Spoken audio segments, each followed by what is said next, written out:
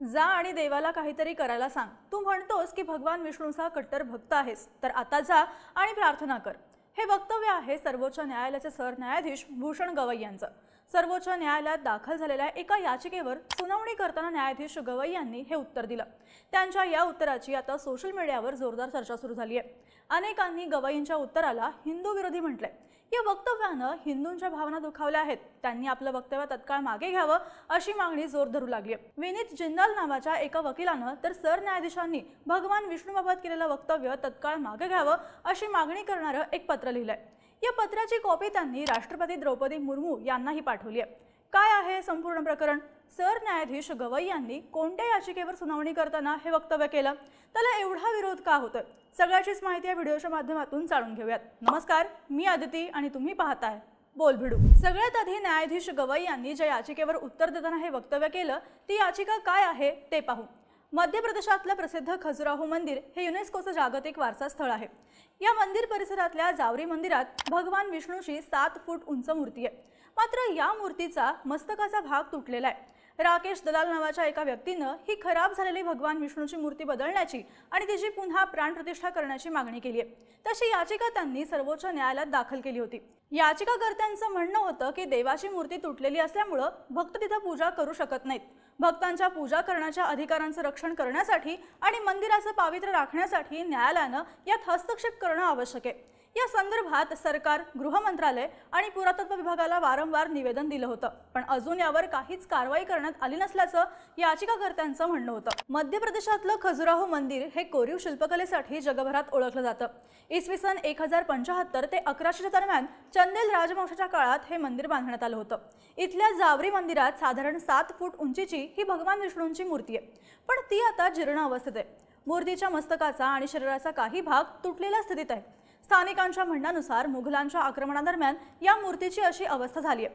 आता तिच्या दुरुस्तीची मागणी करणाऱ्या याचिकेवर सुनावणी करताना न्यायाधीश गवई यांनी नेमकं काय वक्तव्य केलं आणि त्यामुळे कसा वाद सुरू झाला ते पाहू। सर्वोच्च न्यायालयात दाखल झालेली ही याचिका सुनावणीसाठी सरन्यायाधीश गवई आणि न्यायाधीश के विनोदचंद्रन यांच्या खंडपीठासमोर आली होती। मात्र न्यायाधीश गवईंनी या याचिकेची दखल घेण्यास नकार दिला। हे प्रकरण न्यायालयाच्या अधिकार क्षेत्रात येत नसून ते भारतीय पुरातत्व सर्वेक्षण विभागाच्या अधिकाराखाली येतं असं त्यांनी सांगितलं। त्यावेळी न्यायाधीश गवई यांनी जे वक्तव्य केलं त्यावरून आता हा वाद सुरू झालाय। ते याचिकाकर्त्याला उद्देशून म्हणाले की ही पूर्णपणे पब्लिसिटीसाठी केलेली याचिका आहे। जा आणि देवाला स्वतः काहीतरी करायला सांगा। आपण भगवान विष्णूचे कट्टर भक्त आहोत असं तुम्ही म्हणताय, तर तुम्हीच प्रार्थना आणि ध्यान करा।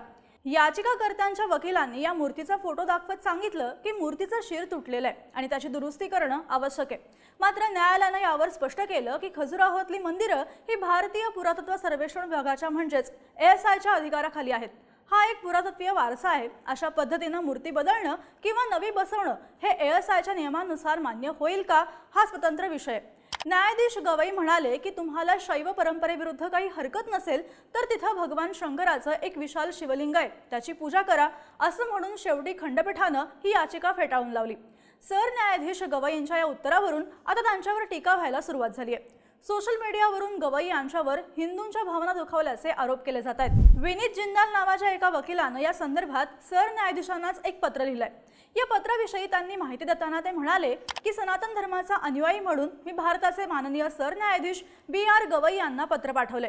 या पत्रात मी त्यांना भगवान विष्णू आणि हिंदूंच्या भावना दुखावणारे त्यांचे वक्तव्य तत्काळ मागे घेण्याची मागणी केली आहे। या पत्राची एक प्रत राष्ट्रपतींनाही पाठवण्यात आली आहे। राष्ट्रपती भवनानं या प्रकरणात लक्ष घातलं पाहिजे। सर्वोच्च न्यायालय आणि राष्ट्रपती हे गांभीर्यानं घेतील आणि भारतातल्या प्रत्येक धर्माची प्रतिष्ठा राखतील अशी मला आशा वाटते। आता अशा प्रकरणांमध्ये पुरातत्व खात्याचे नियम काय सांगतात तर ASIच्या नियमानुसार कोणत्याही संरक्षित मंदिर किंवा स्मारकातल्या तुटलेल्या मूर्ती बदलण्यास मनाई आहे। यामागचं कारण म्हणजे अशा मूर्तींची पुरातनता जपणं।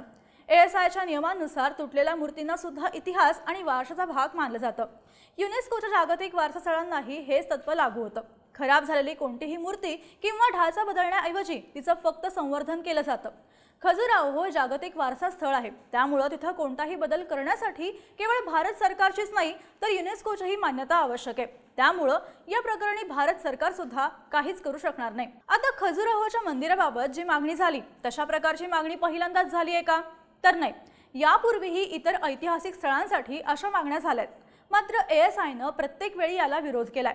वारशाचं मूल्य हे त्याच्या ओरिजिनॅलिटीत असतं असं ASIचं म्हणणं आहे। खजुराहोतल्या भगवान विष्णूंच्या या 7 फूट उंचीच्या मूर्तीलाही हेच तत्व लागू होतं। पण यावेळी ही मागणी फेटाळताना सरन्यायाधीश गवई यांनी जे वक्तव्य केलं त्यावरून हे प्रकरण चर्चेत आलं। न्यायाधीश गवई यांनी हे वक्तव्य करून हिंदू धर्माचा अपमान केल्याची चर्चा सोशल मीडियावर सुरू झाली आहे। तुम्हाला या सगळ्याबाबत काय वाटतं? सरन्यायाधीश गवईंच्या वक्तव्यावर तुमचं मत काय? तुमची मतं आणि प्रतिक्रिया आम्हाला कमेंट करून नक्की सांगा आणि अशाच माहितीपूर्ण व्हिडिओजसाठी बोल भिडूच्या YouTube चॅनलला नक्की सबस्क्राइब करा।